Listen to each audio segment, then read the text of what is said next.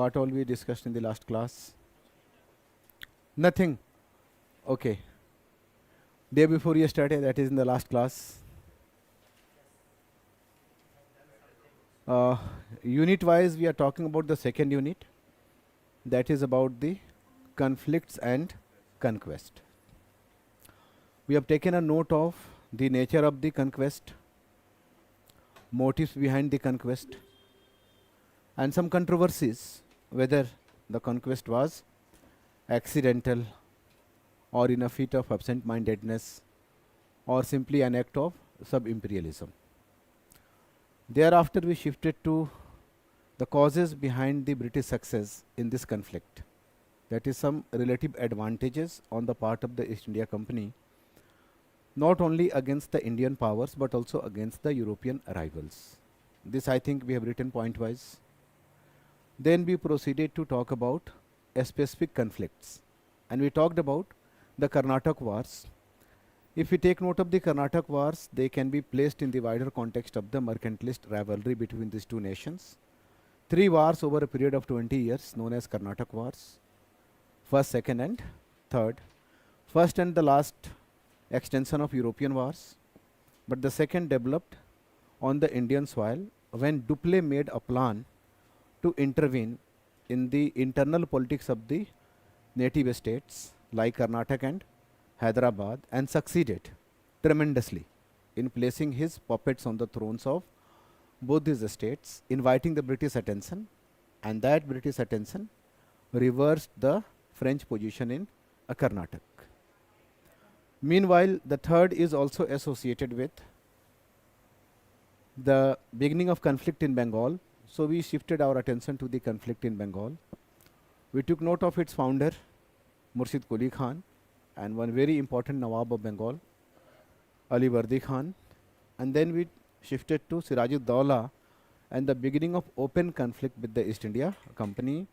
And we took note of some factors like continued dispute related to Dastak and the new initiative taken by the company to fortify the Fort William, company's support to the rivals of Siraj, anti-Siraj clique, and also the fugitives, leading to the conquest of Calcutta by Siraj-ud-Dawla and the famous tragedy of Black Hole.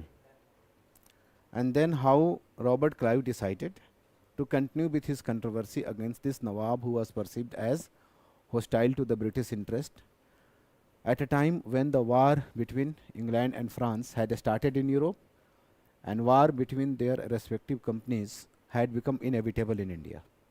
And then his conspiracy led to the Battle of Plassey, less a battle, more a conspiracy, but leading to the first revolution of Bengal, or the Plassey revolution, in which Siraj-ud-Dawla was replaced by Mir Jafar. That marks the beginning of the colonial domination and exploitation in Bengal. And then Mir Jafar transferring, apart from rewards that he gave to the company and its officials, the district of 24 Paragana, but then the ever increasing demand of the company and its officials forced him to display some reluctant attitude, and that caused his decline, and he was replaced by Mir Qasim. I think this much we have done, and this is known as the second revolution of Bengal, which in fact was no revolution. So this is a brief summary of everything that we have done in this unit that is related to conflicts and a conquest. Is that clear? Any doubt, any confusion related to this? Okay. So now we can proceed further, and just let me know what you have written in the last class as the last point or last sentence.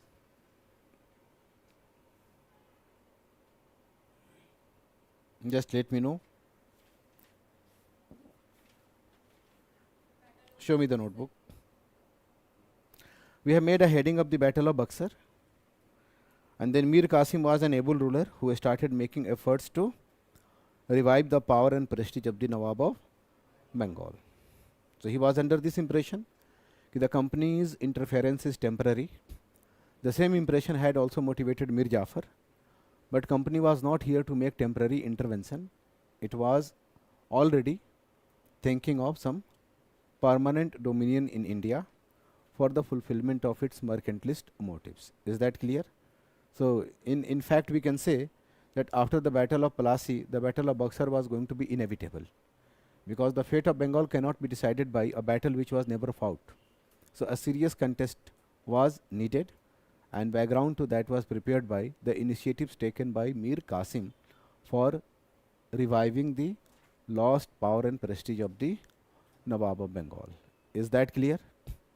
So now we have to take note of what measures taken by Mir Qasim, which ultimately infuriated his patrons, the British East India Company and its officials, and in what way the conflict started that led to the Battle of Buxar, and then we can take note of the consequences of Buxar, the way we have taken note of the consequences of the Battle of Plassey.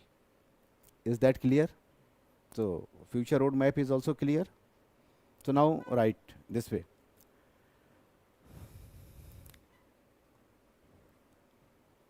कि for the fulfillment of, continue, जहाँ से छोड़ा है वहीं से लिखना शुरू कर दीजिए, without changing paragraph. Okay, for the fulfillment of his objectives, for the fulfillment of his objectives, Mir Qasim took the following measures. Mir Qasim took the following measures. Mir Qasim took the following measures. Write the first one. Online people, please let me know, are you comfortable with the board and the font on display on the board, or do you want some change?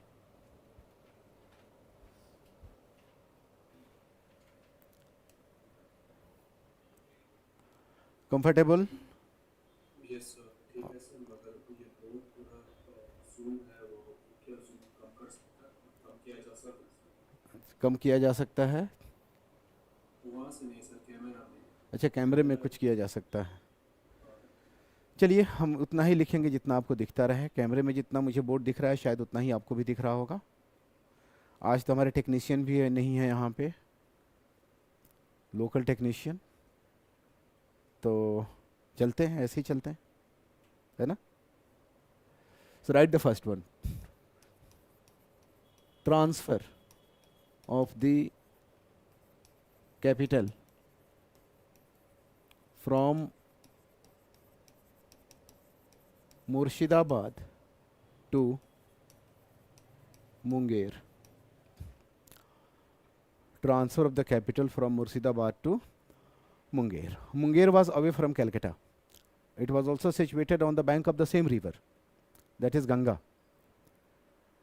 It is near Patna, and Murshidabad was far away from Patna but near Calcutta. So day-to-day interference to be avoided.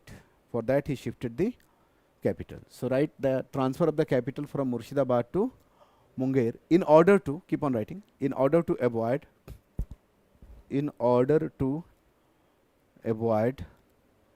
day-to-day interferences, in order to avoid day-to-day interferences of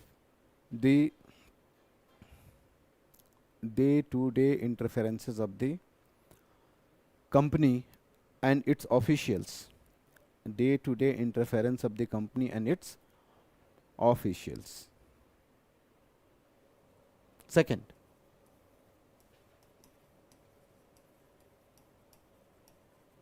a program of military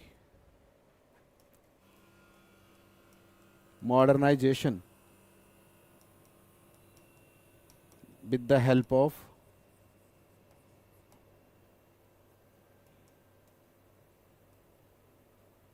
European officers. A program of military modernization with the help of European officers. If Indian rulers took interest in modernity and modernization, The first area was military. Though their efforts could not yield the result they wanted because of the vested interest of the European officials, most of the time they acted as mercenaries. But see, military modernization is not an isolated affair. We have seen in case of Japan as part of world history that after Meiji restoration, when Japan felt the need for military modernization, it embarked also upon a policy of economic reorientation and economic restructuring. So unless until you have a sound economic base, program of military modernization cannot succeed. And that kind of reorientation we do not find in case of the Indian states. Is that clear? So the apparent limitations of the Indian states and the vested interest of the European officers, both combined, played a role in frustrating the program of military modernization undertaken by some rulers, not all the rulers. Mir Qasim was one such ruler. So whether military was modernized or not, at least this step was going to infuriate the company. Getting this idea? And then Bengal, Nawabs of Bengal had always ignored military. Bengal was never a very major military power. It was Mir Qasim, we can say, who thought of it, that the state should have a strong military, but perhaps by this time, the state was already under the grip of the East India Company. Is that clear? Then right third. Third step taken by Mir Qasim, and that was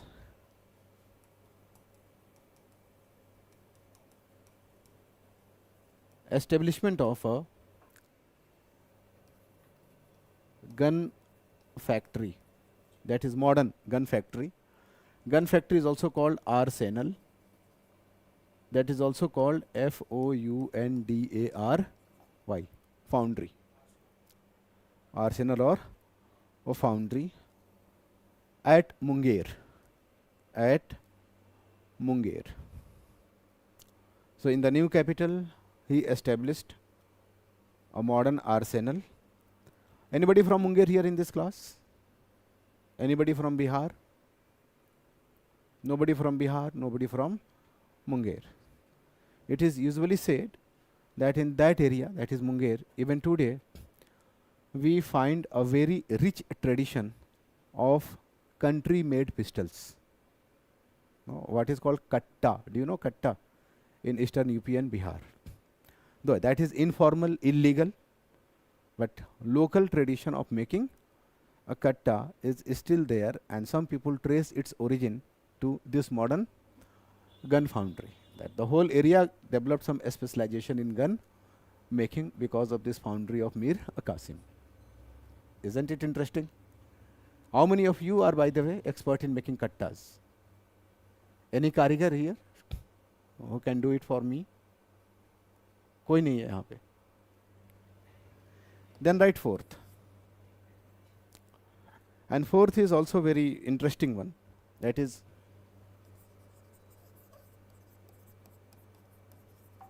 imposition of new taxes.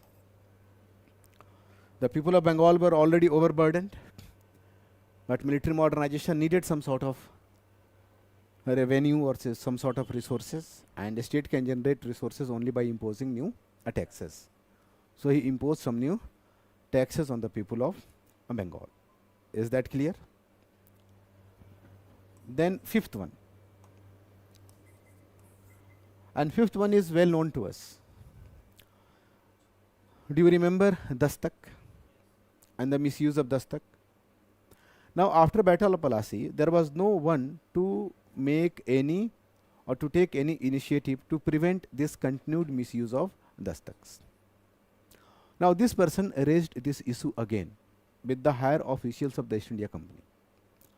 Now one thing is very clear, that in theory, not in a practice, in theory, the company's officials agreed that whatever is being done by the servants of the East India Company, that is misuse of Dastaks in their private trade, is illegal, immoral, and not approved of by the higher authorities of the company.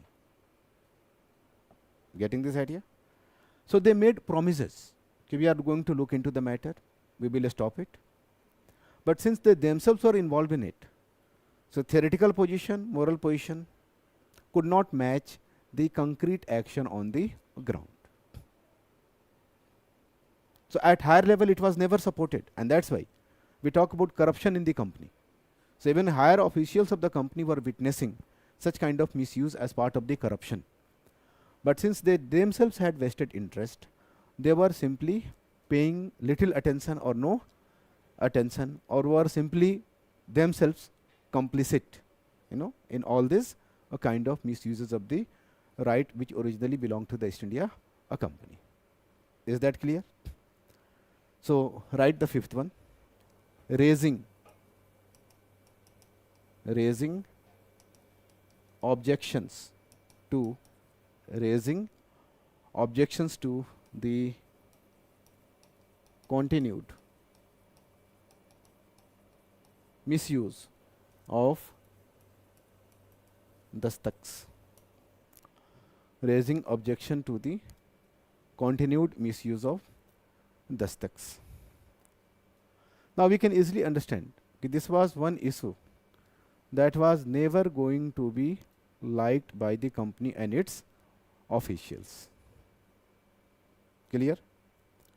Mir Jafar was not in a position to do this. Before that, Sirajuddaulah, we know what happened with him. But now this Abul Nawab was thinking of something very dangerous from the perspective of the company. And of course, he implemented it. Right? Sixth one.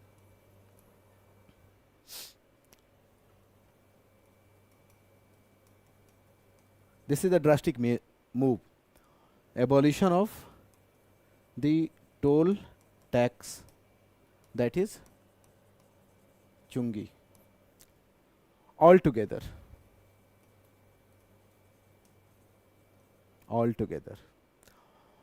It was for 2 years.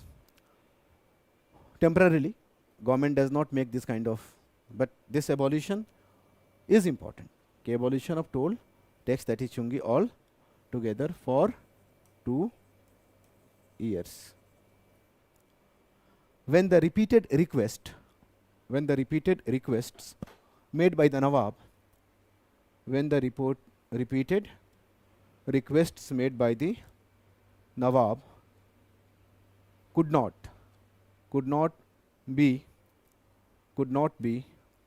entertained by the higher authorities,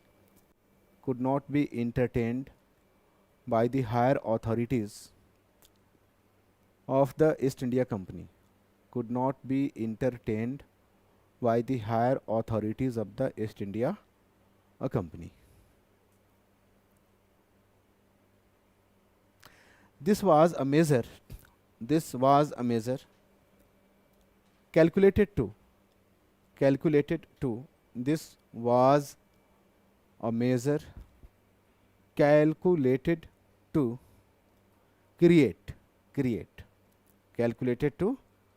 create a level playing field, LEVEL, a level playing field by depriving the company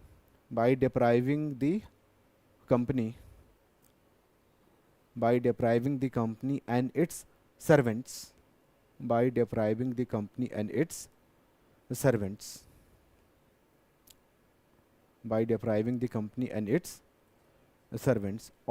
their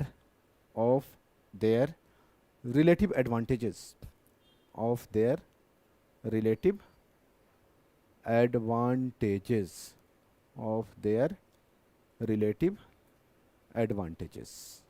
See, trade benefit of the company was based on, and its officials also, based on the relative advantages. That simply means the advantages which the company possessed, or the company had, or the officials of the company were able to misuse. But if level playing field is created, naturally it was going to be a loss for the East India Company. So company was there to have some advantages for itself, but did not want the same advantages being extended to its rivals. Is that position clear? Now this measure technically and theoretically could not be opposed at the top level. Warren Hastings was, no, Warren Hastings, who later on served as the Governor General of Bengal, was part of the company's administration at Fort William at this time. He was in a senior position. And we have very clear-cut remark made by him कि Mir Qasim is a sovereign ruler and he has all the right to do whatever he wants to do with his taxation policy. So if he is abolishing it, it is his prerogative which we cannot question. So at top level, at higher level, at theoretical level, his rights, there was some talk of respecting his right. And even Nawab had done the same thing. But perhaps Nawab had forgotten that he had been placed by the company on the throne for serving the benefits of the company. Company had become the king maker. And this person who later on served as the Governor General, Warren Hastings, was basically providing a moral coverage to some grassroots harsh action that the company and its servants were contemplating. Is that position clear or not? Or maybe he was being too innocent, but we cannot expect Warren Hastings to be an innocent person in the light of the role that he played in the early days of British administration in India. But expressing noble sentiment is one thing, and taking measures as per that sentiment is altogether a different thing. So actual interest, vested interest, ground realities always more powerful than the theoretical oppositions expressed and preached, which are most of the time for providing some moral coverage. Is that position clear or not? So despite talk of he being right within his jurisdiction to abolish the chungi altogether, but at popular level, company's officials went, what we can say, against him, not only verbally but also militarily. And this move was largely opposed by, we can say, largely opposed by the servants of the East India Company. Is that clear? Now we can say that this became the immediate cause. If invasion on Calcutta by Sirajuddaula became the cause of the Battle of Plassey, we can say the move taken by Mir Qasim, this was the most significant move that created the circumstances for the Battle of Buxar. Is that clear? So company was not willing to sacrifice something that it had already exercised for centuries, we can say. For centuries, or at least for 1 century, company had been misusing this kind of privileges. Now points are over. We are going to change a paragraph and we are going to again see the sequence of events leading to the Battle of Buxar, the way we have seen the sequence of events leading to the Battle of Plassey earlier. Is the approach clear? Everyone, any doubt, any confusion? ठीक है ना? तो paragraph change कर लीजिए और लिखिए. The abolition of the chungi altogether by Mir Qasim, the abolition of the chungi altogether or completely by Mir Qasim, abolition of the chungi completely by Mir Qasim placed the Indian traders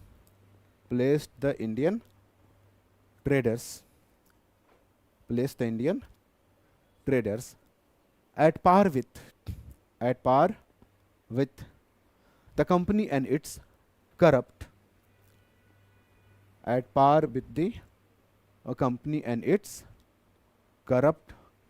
officials misusing its privileges. Company and its corrupt officials misusing its privileges.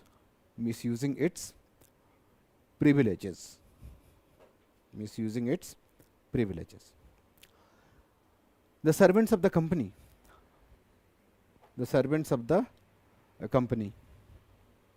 The servants of the company, despite theoretical acceptance of the sovereignty of the Nawab at higher level, the servants of the company, comma, despite theoretical acceptance of the sovereignty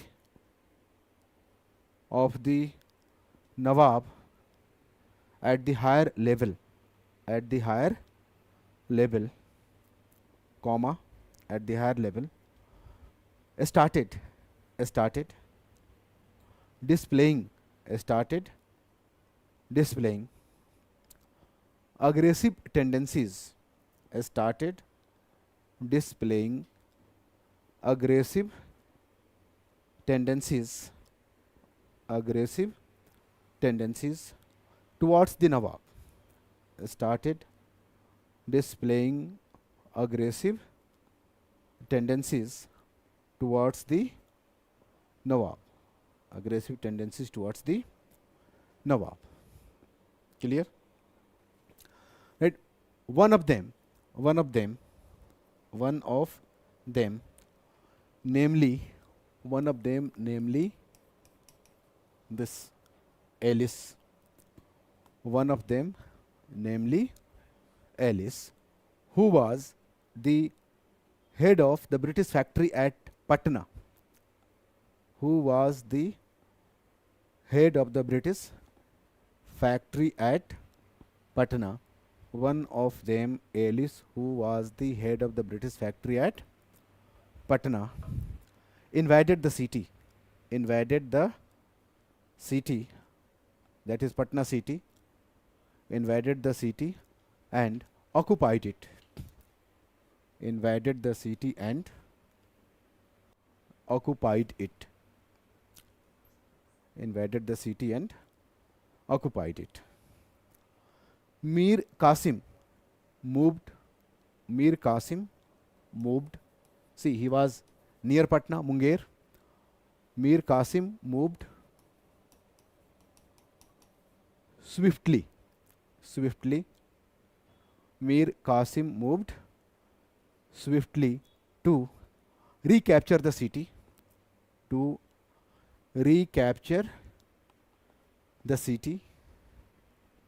and the military operations,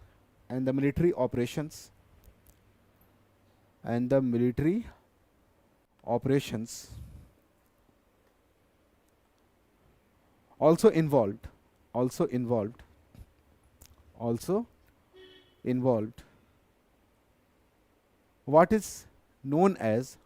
what is known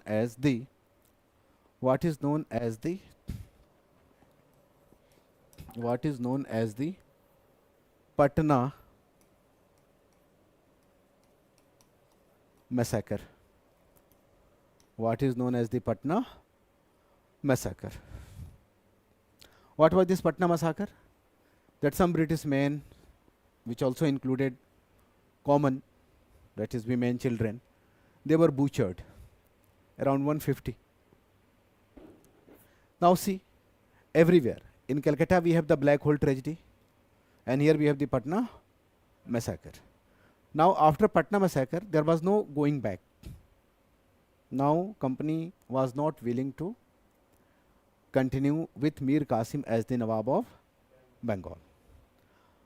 Now to what extent this Nawab was responsible for this, again that is immaterial for us, but perhaps this whole tragedy was orchestrated by a German officer of the Nawab, and it was less because of the local rivalry between Nawab and the East India Company. It was more because of the traditional rivalry between England and Germany. That this German officer, I think one day we talked about this German officer. His German name is a little complicated, but his Bihari or Bengali nickname is very easy, and that is what? Samaru. Do you remember Samaru? One day we talked about Samaru and Begum Samaru. Clear?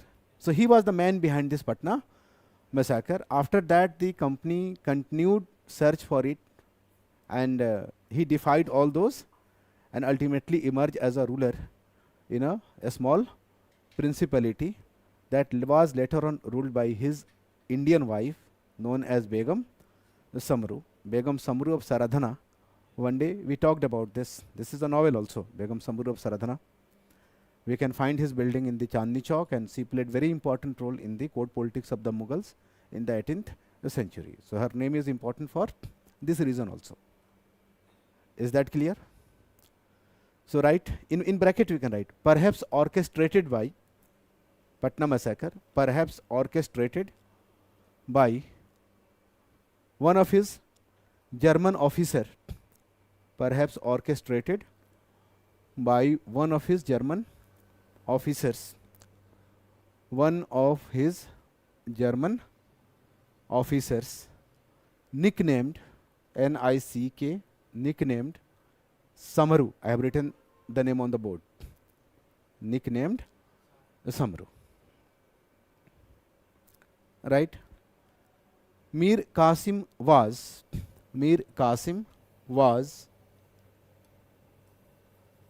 deposed. Mir Qasim was deposed, and Mir Jafar. Do you remember Mir Jafar? The old one. Mir Jafar was reinstated or reinstalled also. Reinstated, I think the spelling is correct. Are you familiar with this word? Reinstated. You can check the spelling once and see the meaning of this word. Deposed. Mir Qasim was deposed and Mir Jafar was reinstated. Is the spelling correct?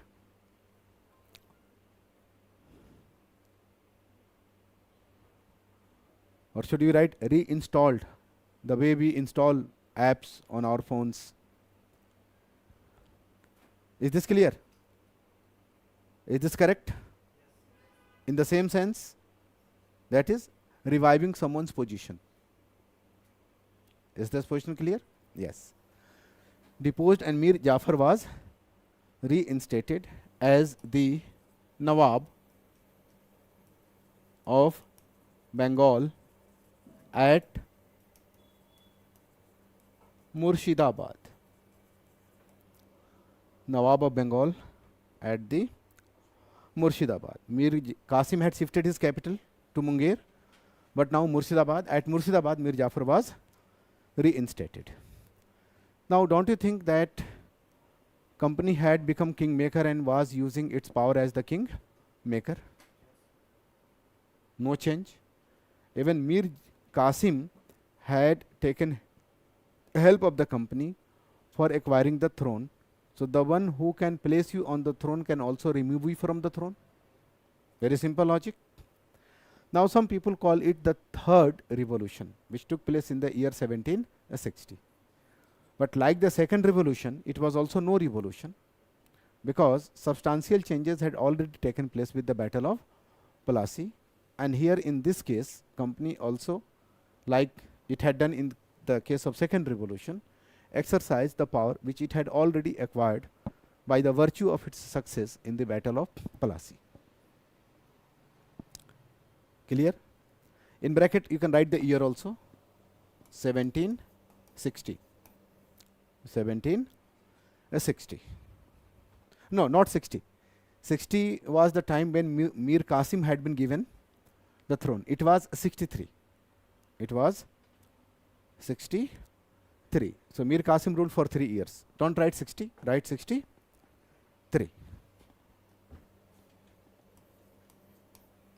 In 1760, see 1757, Siraj-ud-Dawla replaced by Mir Jafar. Mir Jafar till 1760 replaced by Mir Qasim. Mir Qasim ruling for 3 years almost, replaced again by Mir Jafar in the year 1763. Clear? Then write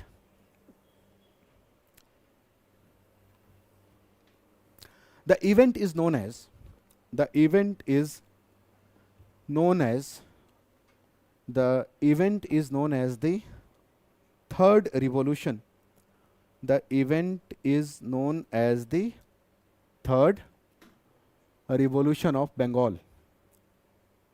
Third revolution of Bengal, which was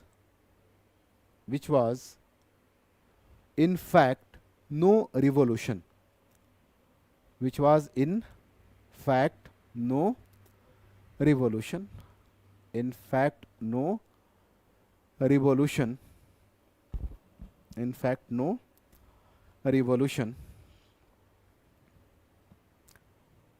like the second one. Got it? Like the second revolution.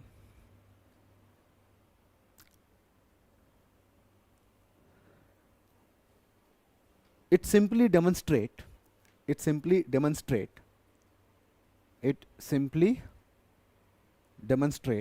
that Bengal had become a sponsored state. Got it? Got the answer? We have used this expression. Bengal had become a sponsored state. A sponsored state. Since the British victory in Plassey. Since the British victory in Plassey. So all these three revolutions are in support of Bengal emerging as a sponsored state. That company is placing whomsoever it is considering to be favorable to its interest. Is that clear? Change your paragraph and write. Mir Qasim decided to contest. Mir Qasim decided to contest and forged an anti-British alliance. With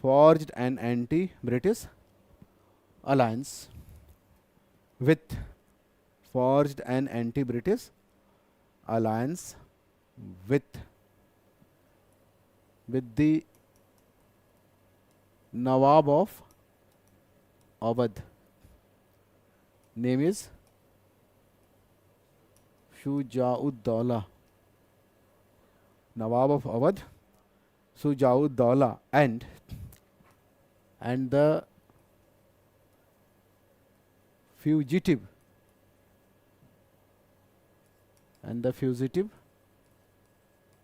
Mughal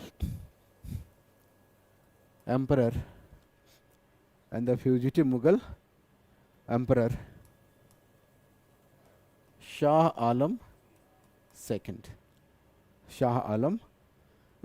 The Shah Alam II, a very unfortunate king or Mughal emperor. He was forced to leave his capital because of the rulers of Ruhelkhand. Do you remember Ruhelkhand? Pathan rulers. So they had become quite interfering in the court politics of the Mughals ever since the victory of Ahmad Shah Abdali in the third battle of Panipat. And after that, we can say that the rulers of Ruhelkhand had virtually emerged also as the rulers of Delhi, practically. And since Marathas had been defeated, so there was no challenge to their position even from the Marathas.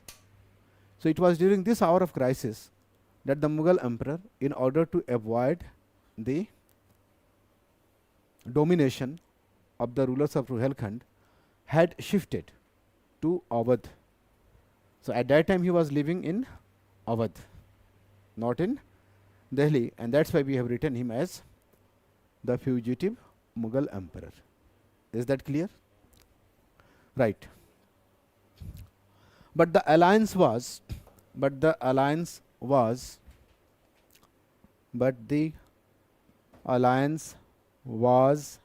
alliance was defeated. But the alliance was defeated by. But the alliance was defeated by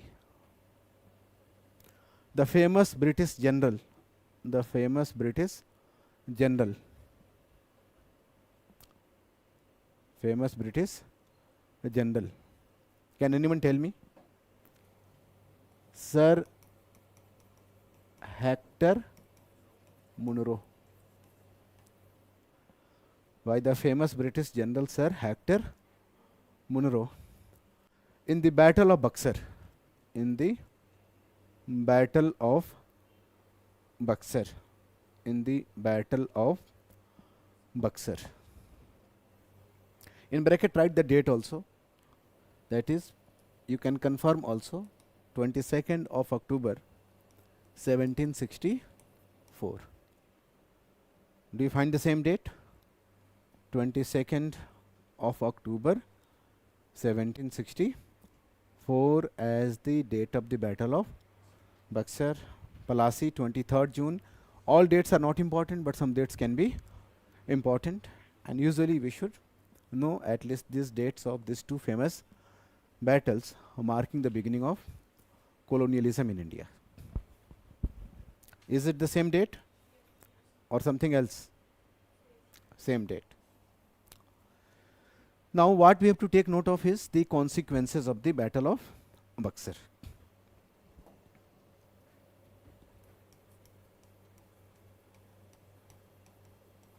Consequences of the. We have already talked about the consequences of the Battle of Plassey. Now we have to take note of the consequences of the Battle of Buxar.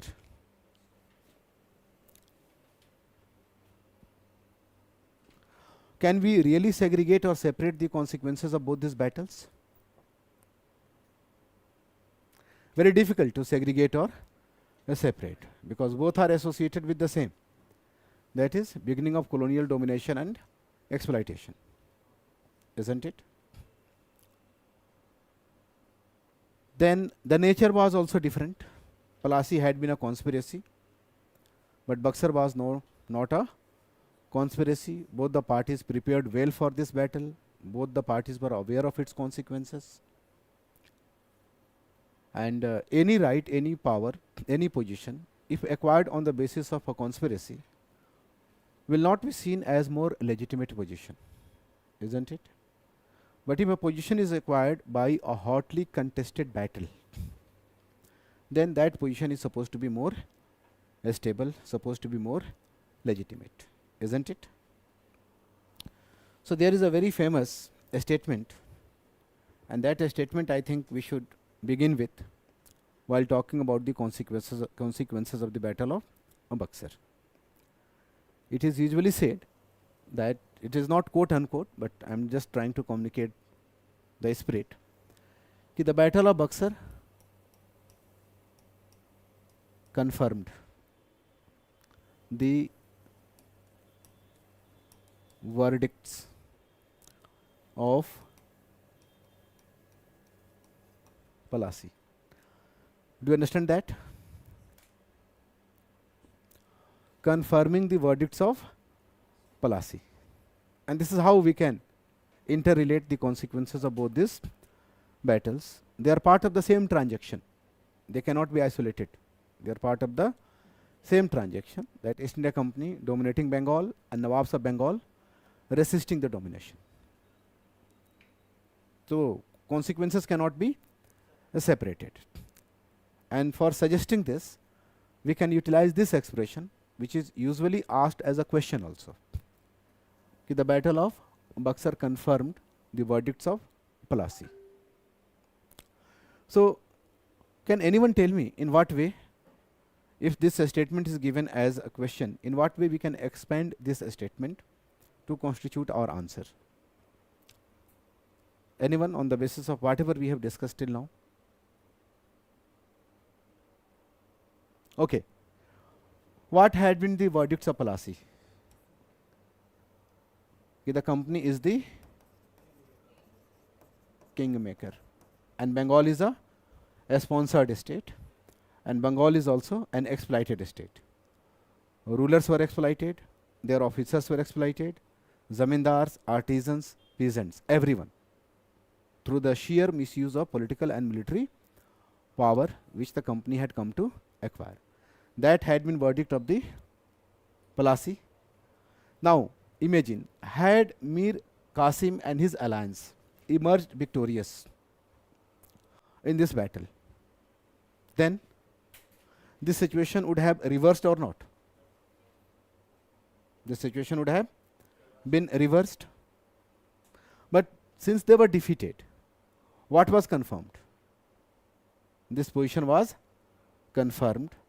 Now the British position in Bengal is no longer only based on a conspiracy or bribery or act of treachery of the people like Mir Jafar.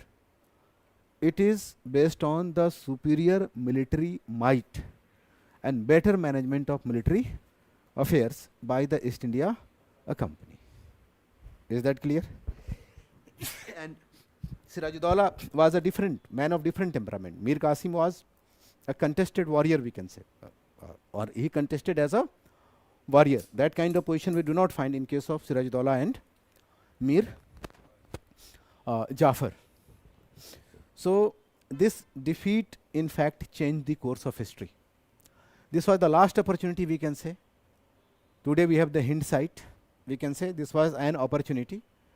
Maybe contemporaries realized or not, that we don't know.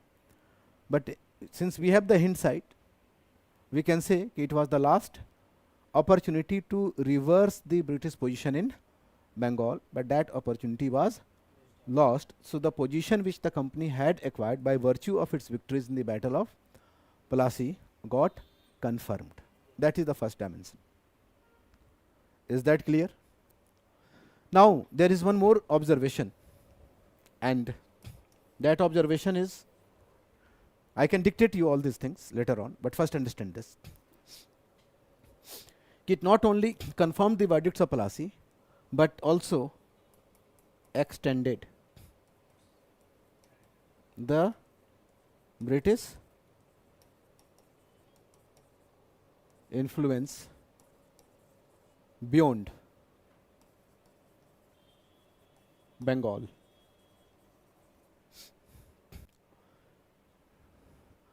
Impact of Plassey only on Bengal, Bihar and Odisha, but impact of Buxar not only on Bengal, Bihar and Odisha, but also on Awadh.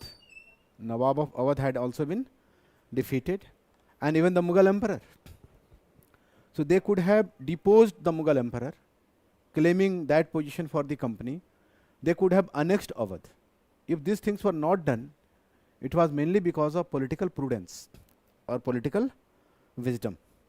Otherwise, theoretically, Awadh and Mughal emperor, we can say the whole Mughal empire was now at their feet, since the Mughal emperor was at their feet.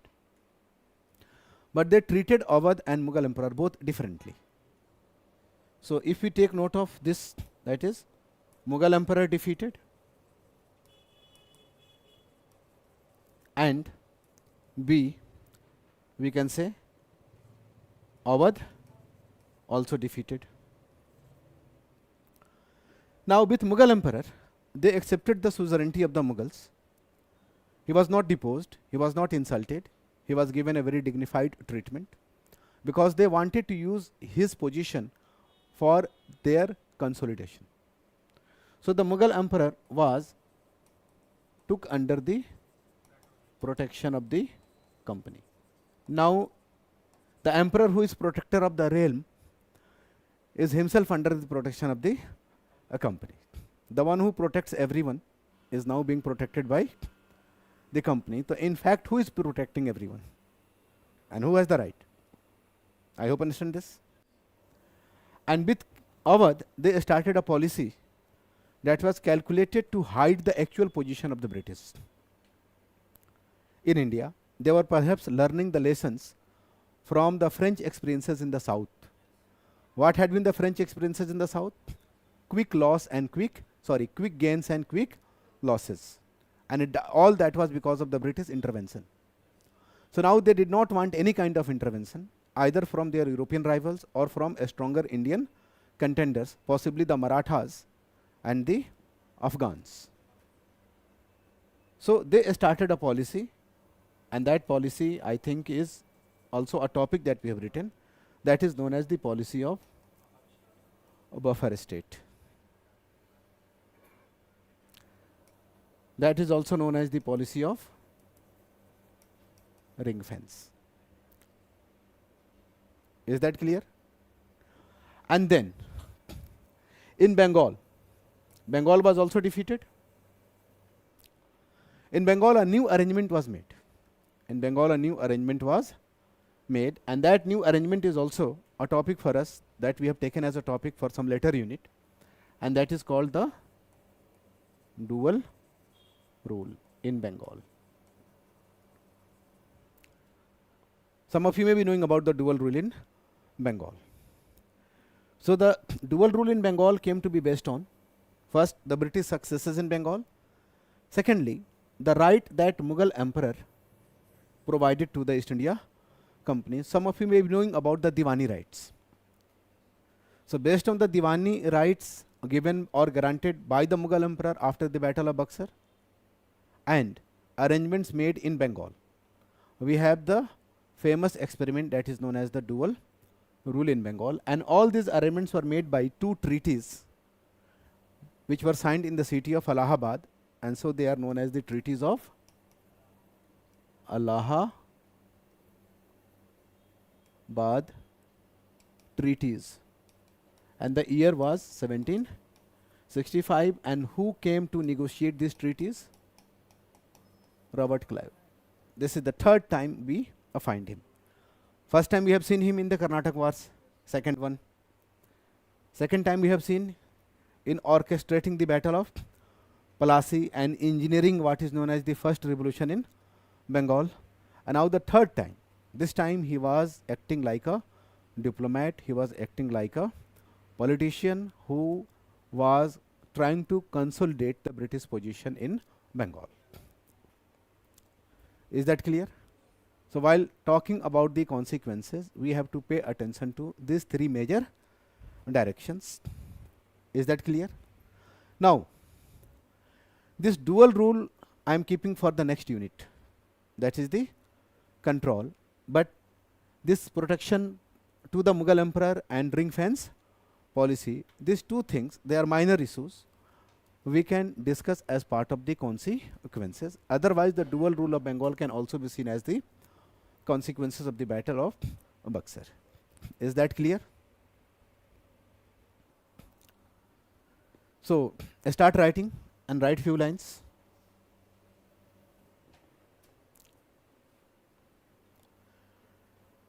And have you made the heading, consequences of the Battle of Buxar? So write this way. It is difficult to segregate. It is difficult to segregate the consequences of both the battles, the Battle of Plassey and the Battle of Buxar. Both the battles, the Battle of Plassey and the Battle of Buxar. The Battle of Plassey and the Battle of Buxar. Clear? They are, ऐसे लिखो कि broadly speaking, they are part of the same. Broadly speaking, they are parts of the same transaction or the same process, part of the same process of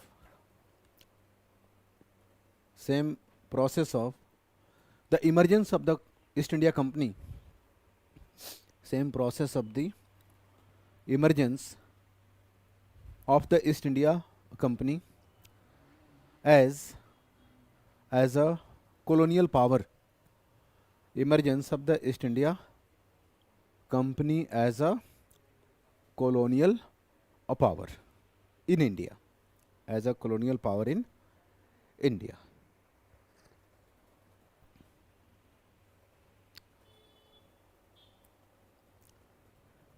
It is usually said that it is usually said that it is usually said that the Battle of Buxar, the Battle of Buxar confirmed, confirmed, confirmed the verdicts of Plassey, verdicts of Plassey, verdicts of verdict of Plassey, verdicts rather singular, verdict of Plassey, that the company is now, that the company is now, company is now the master of Bengal. Company is now the master of Bengal,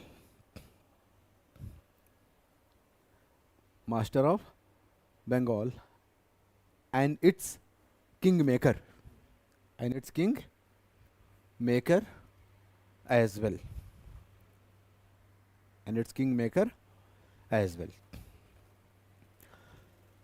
Unlike the Battle of Buxar, unlike the Battle of Plassey, which had been a conspiracy, unlike the Battle of Plassey, which had been largely a conspiracy, which had been largely a conspiracy. The Battle of Buxar, the Battle of Buxar proved to be, the Battle of Buxar proved to be a hotly, HOTLY, proved to be a hotly contested, hotly contested, CONTESTED, hotly contested battle, for which both the parties, for which both the parties were well prepared, for both the parties were well prepared. It was not an accident, for both the parties were well prepared and quite aware of, and quite aware of, quite aware of the consequences, and quite aware of the consequences, quite aware of the consequences. Clear? Thus, THUS, thus the Buxar placed the British, thus the Buxar placed, PLACED, thus the Buxar placed the British on firm, FIRM, on firm or on firmer grounds, on firmer grounds, on firmer grounds, and the British position in Bengal now became clearly, and the British position in Bengal now became clearly, and the British position in Bengal now became clearly irreversible. Do you understand irreversible? Clearly irreversible. Clearly irreversible. Clear?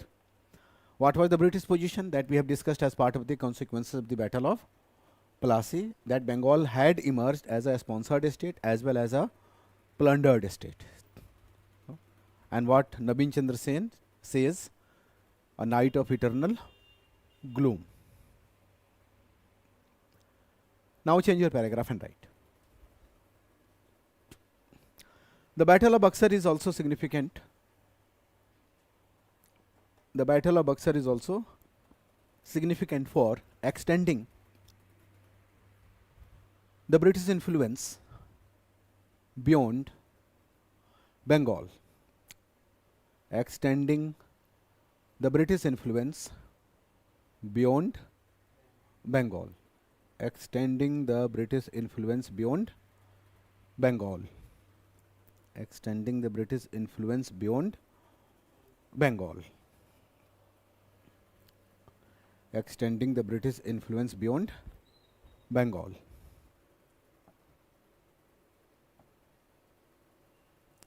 Now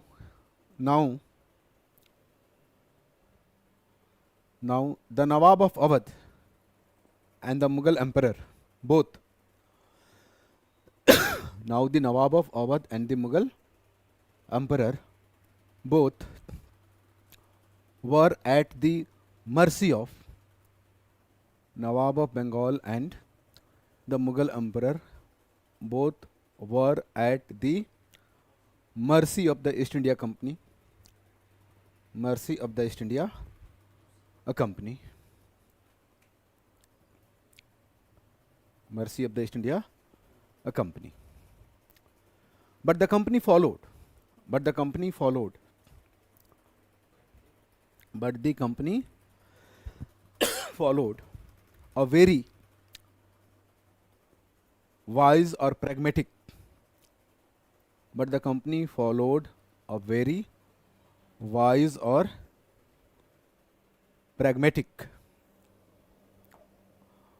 Don't write follows, write adopted. But the company adopted a very wise and pragmatic.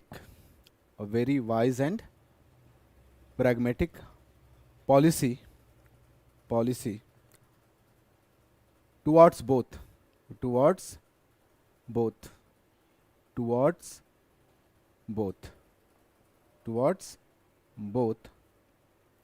which is evident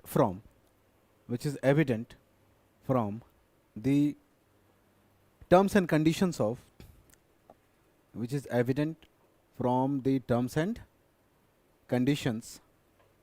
the two treaties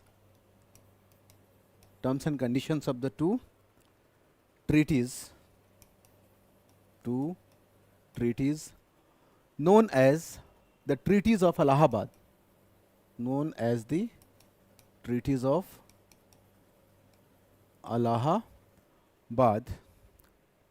signed with them, that is both the defeated powers, signed with them separately, one with Mughal Emperor, another with the Nawab of Bengal, signed with them separately in the year 1765. In the year 1765. These treaties were negotiated by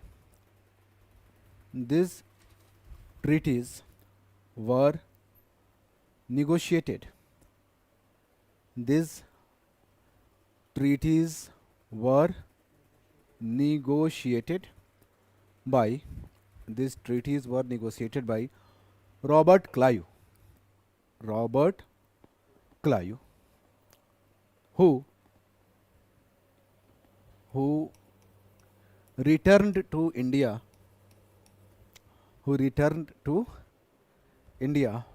as the governor of Bengal, or as the governor of Fort William,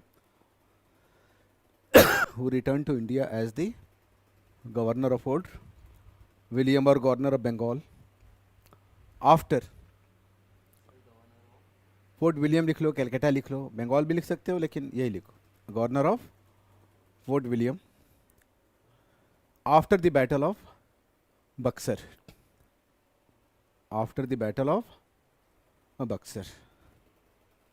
so he was responsible for this arrangements. ठीक है, लेकिन perhaps he was guided by उसको south की अच्छी जानकारी रही थी.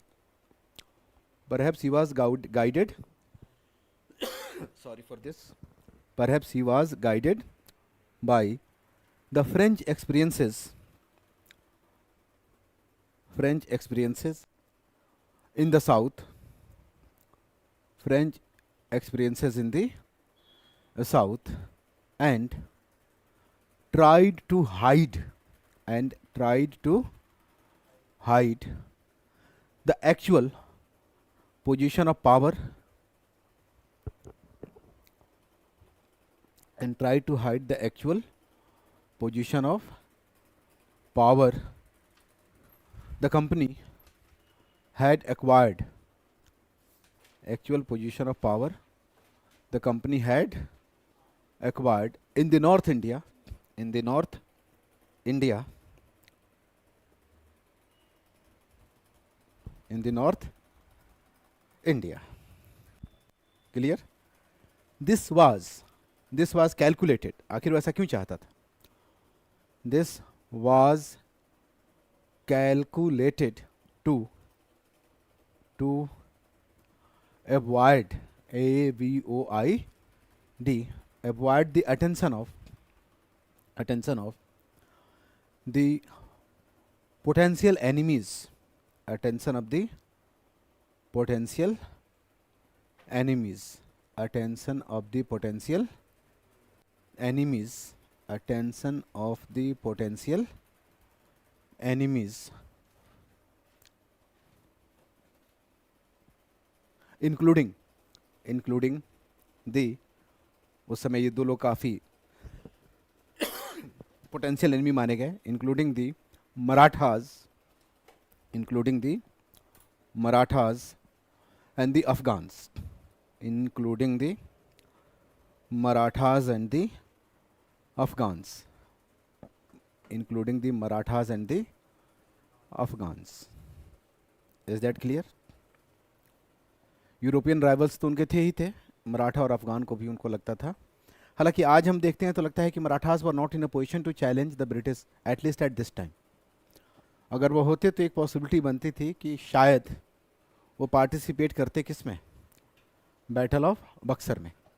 लेकिन 1761 की थर्ड बैटल ऑफ पानीपत में मराठे हार चुके थे और बहुत ही डिजास्टरस डिफीट हुई थी उनकी, और अभी वो इस पोजीशन में नहीं थे. तो कुछ लोगों का ये मानना है कि अगर मराठों ने पार्टिसिपेट किया होता इस बैटल में और वो पानीपत में नहीं हारे होते तो आज इंडिया का इतिहास कुछ अलग होता. क्या पता ये अलायंस जीत ही जाता, इसलिए कि अवध के नवाब के साथ, मुगल एम्परर के साथ और मराठों के साथ अलायंस का बनना बहुत फिजिबल था, बहुत पॉसिबल था. इनके इंटरेस्ट आपस में कम टकरा रहे थे और एक दूसरे के साथ इनका रिलेशन कोऑपरेटिव था. Is that clear? तो अगर मराठे पावरफुल रहे होते और इस अलायंस में शामिल होते तो क्या पता कि हमारी हिस्ट्री कुछ अलग होती. लेकिन फिर वही कि हिस्ट्री वही है जो वो हुआ, हिस्ट्री वो नहीं है जो हो सकता था लेकिन नहीं हुआ, इसलिए कि उसका कोई अंत नहीं है कि क्या हो सकता था, क्या नहीं हो सकता था. But what would have been school of history, क्या हुआ होता अगर ये होता, कभी कभी हमें थोड़ा सा रोमांटिसाइज करने को मजबूर कर देती है कि शायद ये एक और मौका था, बैटल ऑफ बक्सर, कोलोनियलिज्म से बचा जा सकता था और अगर मराठे पानीपत में नहीं हारे होते. इसलिए जब पानीपत थर्ड बैटल के कॉन्सिक्वेंसेस की बात होती है तो ये माना जाता है कि जो सच में विक्टोरियस बनकर उभरा वो ब्रिटिश थे. इसलिए कि जब उनका मुकाबला होने वाला था इंडिया के सबसे पावरफुल पावर के साथ, उसी समय एक थर्ड पार्टी इंटरवेंशन हुआ अहमद शाह अब्दाली का. और अगर कोई आपके राइवल को जो कि स्ट्रॉन्गेस्ट हो सकता है हरा दे, डिस्ट्रॉय कर दे थोड़े समय के लिए, तो आपको राहत मिलती है कि नहीं. तो अहमद शाह अब्दाली भी वापस चला गया, उसको भी कुछ खास नहीं मिला. मुगल एम्परर का तो वैसे भी कुछ नहीं हो सकता था. Awadh had been a party to that battle, लेकिन उसको भी कुछ खास फ़ायदा नहीं था. असल फ़ायदा अगर थर्ड बैटल ऑफ पानीपत से किसी को हुआ था तो वो ईस्ट इंडिया कंपनी थी कि इसका सबसे बड़ा पोटेंशियल राइवल स्टेट जो था मराठों का, उसको अहमद शाह अब्दाली ने लगभग क्रिपल कर दिया कुछ समय के लिए. और जब तक वो स्टेट अपने आप को रिवाइव करता और फिर दोबारा फील्ड में आता, तब तक ब्रिटिश पोजीशन बंगाल में फर्म हो चुकी थी. वो सिर्फ प्लासी ही नहीं जीते थे बल्कि बक्सर भी जीत चुके थे. Is that clear? So what is the last thing that we have written? कि two treaties, we have written something. Maratha and the Afghans. Change your paragraph and write.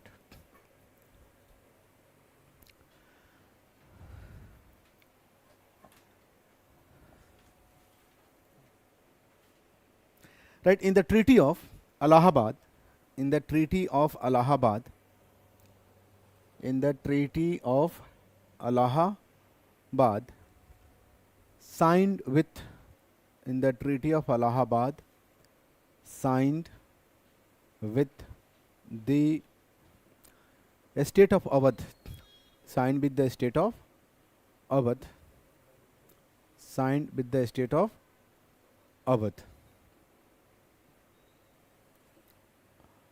Awadh was not annexed.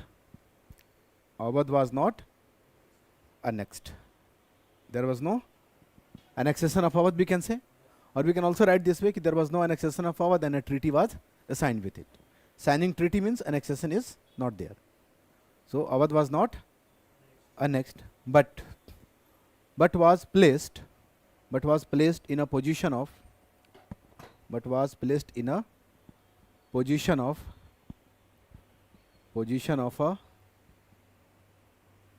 ally, ALLY, position of a ally. अब हम क्या होंगे? दोस्त होंगे. अक्सर लड़ाइयों के बाद ऐसा होता है. कुछ लोग कह रहे हैं कि ईरान और अमेरिका में भी कुछ ऐसा हो सकता है. इस लड़ाई के बाद दोनों क्या हो जाएंगे? हॉर्मुज को लेकर दोस्त हो जाएंगे कि हम साथ मिलके हॉर्मुज को मैनेज करेंगे. ट्रंप ने तो कभी कहा भी था, है ना ऐसा. तो लड़ाइयों के बाद एक दोस्ती की बात चलती है, क्योंकि wars are always followed by guilt and rearrangement. तो उसमें कभी कभी होता है कि हम मिलके कुछ काम करेंगे. तो यहाँ पर भी वही हुआ. हालांकि यहाँ पे कोई गिल्ट वगैरह था नहीं, आप समझ सकते हैं. आज की पॉलिटिक्स और तब की पॉलिटिक्स में काफ़ी अंतर है. तो क्या लिखा अभी आपने? Position of ally and a defensive deal, और अ डिफेंस डील, ऐसे लिखो. एंड अ डिफेंस डील समझते हो ना? आज की आईआर की टर्मिनोलॉजी यूज कर रहा हूं मैं. A defence deal was made with it. A defence deal was made with it. And now both the powers, a defense deal was made with it. It means Awadh. Made with it. And now both the states were to cooperate with each other. Now both the states were to cooperate with each other.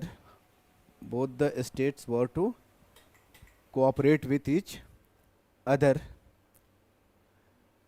in case of any invasion by a third party. In case of any invasion by a third party. ये company के position को strong कर रहा है कि नहीं? कि beyond Bengal company को अलाई मिल रहा है. Then right, if the company's troops were to be deployed, if the company's troops were to be deployed, DEPLOYED, if the company's troops were to be deployed for defending the territories of Awadh, for defending the territories of the Awadh, for defending the territories of the Awadh. Awadh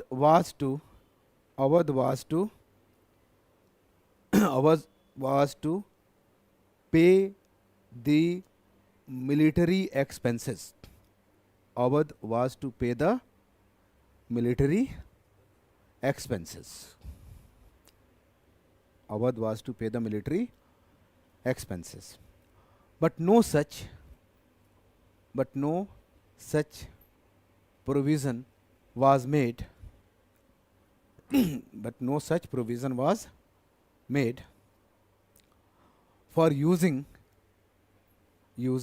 the troops of the company, troops of the Awadh, for using the troops of the Awadh by the company, by the company, by the company.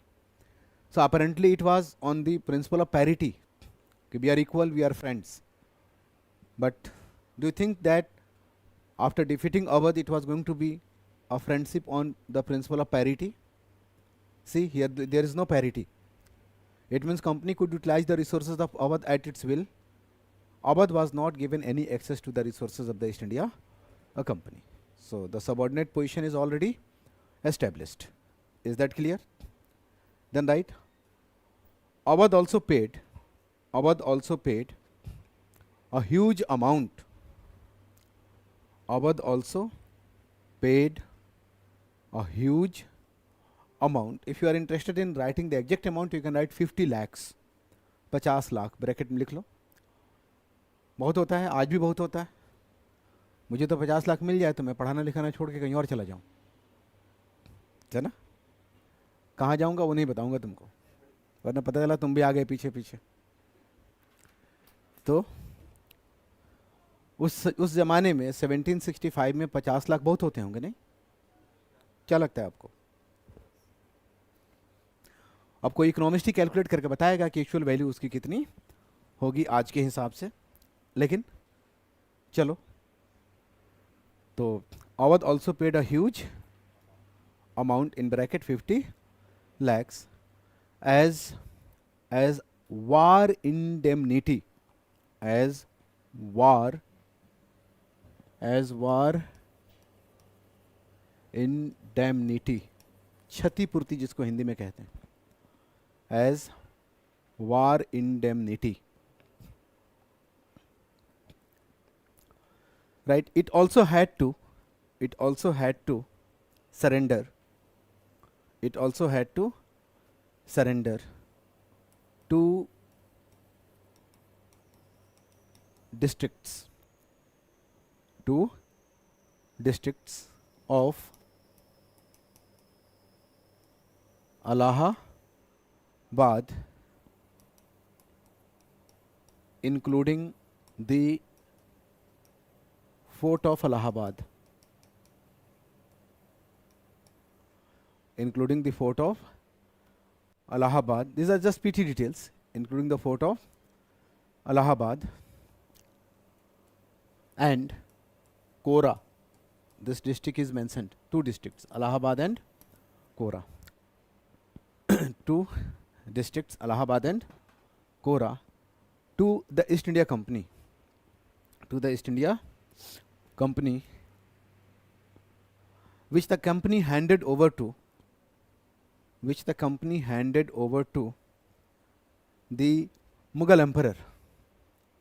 Which the company handed over to the Mughal Emperor. Handed over to the Mughal Emperor as a part of the treaty, as part of the treaty made with him. As part of the treaty made with him. So both the treaties we are dealing with together. Okay, यहाँ आकर दोनों treaties मर्ज कर गई कि इनसे लिया इनको दे दिया. Is that clear? देखिए कि the Mughal Emperor was, जैसे कि पता चलता है, the Mughal Emperor was treated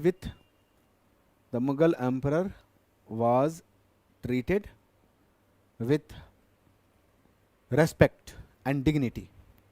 Respect and dignity. As the company wanted to utilize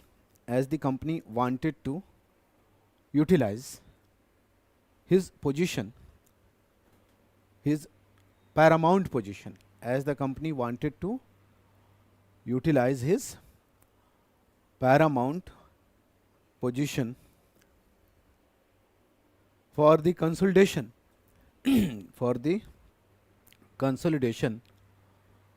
of its own position, for the consolidation of its own position in Bengal and beyond, for the consolidation of its own position in Bengal and beyond, Bengal and beyond.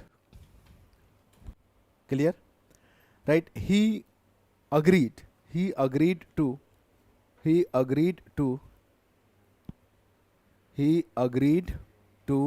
Bengal and beyond Bengal, Bengal and beyond लिख दीजिए. He agreed to live at Allahabad. Who? Mughal emperor. He agreed to live at Allahabad under the British protection. He agreed to live at Allahabad under the British protection, and the company accepted, and the company formally accepted, and the company formally accepted his suzerainty, and the company formally accepted his suzerainty or sovereignty. Company formally accepted his suzerainty. आप याद करो कि मराठास ने भी मुगलों की सुजरेंटी तब accept की थी जब वो खुद तो पॉलिटिकल पावर के तौर पे राइज करने जा रहे थे और मुगल्स अपनी डिक्लाइनिंग पोजीशन में थे. तब नहीं की थी जब उनकी पोजीशन बहुत स्ट्रांग नहीं थी और मुगल्स स्ट्रांग थे. इसका सिंपल सा मतलब माना जाता है कि the first Peshwa Balaji Vishwanath just wanted his own share in the Mughal pie, that is in the Mughal empire that was about to disintegrate. So if you want to participate in the distribution and redistribution of territories of the erstwhile empire, be part of that system first, that will legitimize your position. ये कोई नई technique नहीं थी, ये technique Maratha मुगलों के लिए पहले भी इस्तेमाल कर चुके थे. ईस्ट इंडिया कंपनी यही टेक्निक अप्लाई कर रही है कि मुगल एम्परर को रेस्पेक्टफुली ट्रीट किया, उसकी सुजरेंटी एक्सेप्ट की, लेकिन हाँ Mughal emperor was to live under its protection. तो अब इंडिया का सोवरेन पावर आपके प्रोटेक्शन में हो तो फिर अब आपकी पोजीशन आप समझ सकते हो. कहने को तो आप सर्वेंट हो. कंपनी ने अपने आप को क्या कहा? Humble servant of the Mughal emperor. और काफ़ी दिनों तक कंपनी के सिक्कों पर, उसके कॉइन्स पर यह एक्सप्रेशन बना रहा, humble servant of the Mughal emperor. देखिए थोड़ा सा सार्कास्टिकली लिख लेते हैं. देखिए कि now the company became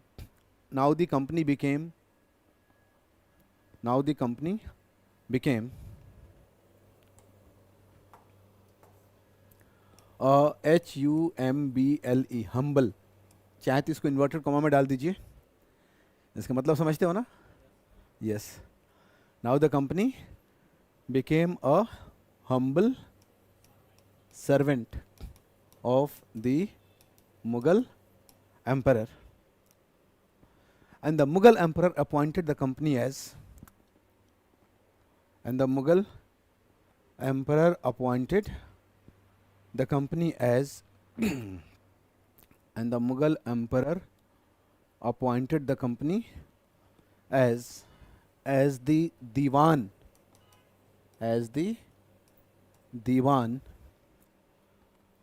Mughal emperor appointed the company as the Diwan of Bengal, Bihar and Odisha. As the Bengal, Bihar and Odisha. Year again the same treaty, the same year 1765. So these are some provisions of the treaties signed with the defeated powers. अब यहाँ पर हम लोग paragraph change करेंगे और वो जो indirect method of rule के 3 ऐसे पॉइंट्स हैं जिनको हमें बाद में करना है. हम चाहें तो यहाँ भी कर सकते हैं, चाहें तो वहाँ भी कर सकते हैं. आप बताएं कहाँ किया जाए. मेरे ख्याल से वहीं करना ज़्यादा सही रहेगा. कंट्रोल में इसको करना ज़्यादा सही रहेगा, इसलिए कि अगर यहाँ करते हैं तो इम्प्लीकेशन पार्ट, बक्सर का इम्प्लीकेशन पार्ट थोड़ा सा एक्सटेंड हो जाएगा, ज़्यादा एक्सटेंड हो जाएगा, थोड़ा अनमैनेजेबल लगने लगेगा.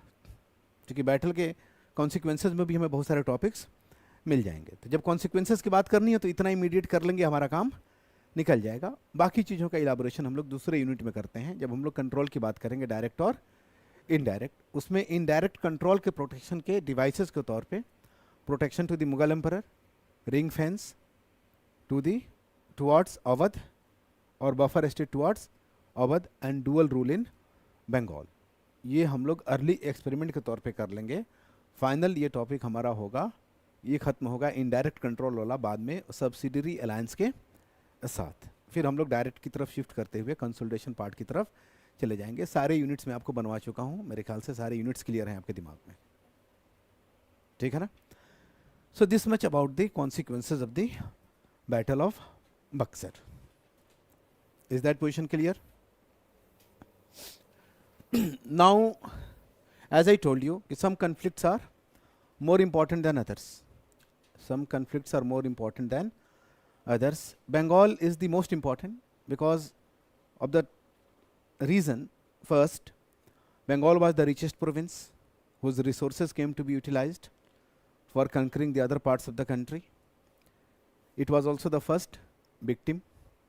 इस वजह से बंगाल हमारे लिए इम्पॉर्टेंट हो जाता है। ज़ाहिर सी बात है कि जितनी अहमियत हम लोग बैटल ऑफ प्लासी और बक्सर को देते हैं इंडियन हिस्ट्री में, उतनी अहमियत शायद ही किसी और बैटल को दिया जाता हो जो अंग्रेज़ों ने इंडिया में किसी भी इंडियन पावर के अगेंस्ट लड़ा हो, ठीक है। तो बाकी जो पावर्स हैं, अब उनमें मेरे ख्याल से इस तरह से प्रॉपर डिक्टेशन की ज़रूरत नहीं है। कुछ फैक्ट्स हैं, कुछ डिटेल्स हैं जो मैं बोर्ड पर आपसे डिस्कस करता हूँ, और मैं बोर्ड पे डिस्कशन के दौरान जितना लिख रहा हूँ उतना आप भी लिख लीजिएगा, उससे ज़्यादा की ज़रूरत नहीं पड़ेगी। इसलिए कि मर्केंटलिज्म हम समझ रहे हैं, इंडियन सर्कमस्टांसेस समझ रहे हैं, इंडियन सिनेरियो समझ रहे हैं, लॉजिक हर जगह हम लोग समझ रहे हैं, मोटिव्स भी समझ रहे हैं। तो अब समझने में कुछ खास ऐसा है नहीं। कुछ फैक्चुअल डिटेल्स हैं कॉन्फ्लिक्ट्स के, मेरे ख्याल से अगर उसको हम लोग कर लें तो वो ज़्यादा अच्छा रहेगा। Is that clear? तो एंग्लो बंगाल और एंग्लो अवध हम लोगों ने एक साथ देख लिया है। अब हमें किसकी बात करनी होगी?